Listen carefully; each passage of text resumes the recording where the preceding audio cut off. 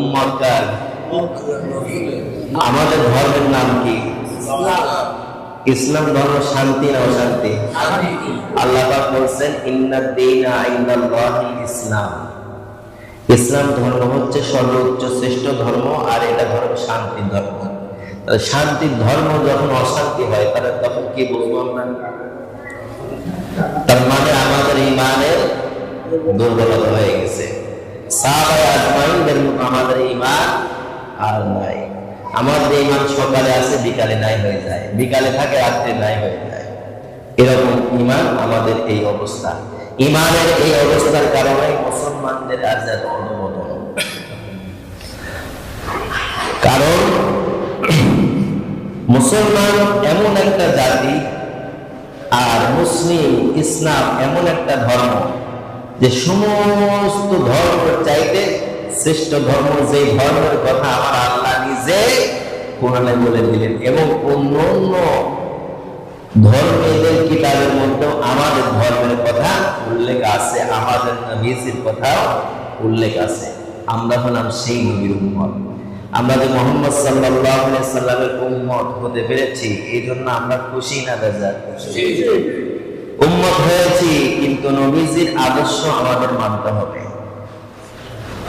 আমার নবীজি সাল্লাল্লাহু আলাইহি ওয়াসাল্লাম এমন একজন মহামানব ছিলেন যে তার মধ্যে কোনো রাগ ছিল না। আল্লাহ রাসূল সাল্লাল্লাহু আলাইহি ওয়াসাল্লামের কাছে একজন এসে বললেন, ইয়া রাসূলুল্লাহ, আমার খুব জিনা করতে ইচ্ছা করতেছে।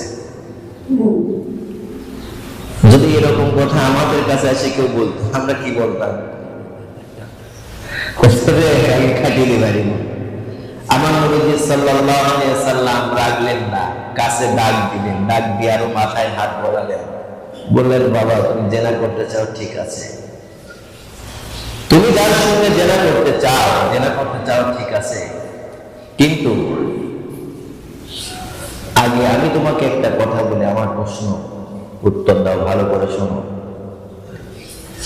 তোমার মায়ের সঙ্গে যদি কেউ জেনা করে, তুমি তাকে কি করবা? ইয়া রাসূলুল্লাহ, আমি তাকে হত্যা করব। তোমার বোনের সঙ্গে যদি কেউ জেনা করে, তাকে তুমি কি করবা? তাকে আমি দুনিয়াতে বাঁচায় রাখবো না। তোমার মেয়ের সঙ্গে যদি কেউ জেনা করে, তাকে তুমি কি করবা? তাকে আমি হাত পাও ভেঙে দেব।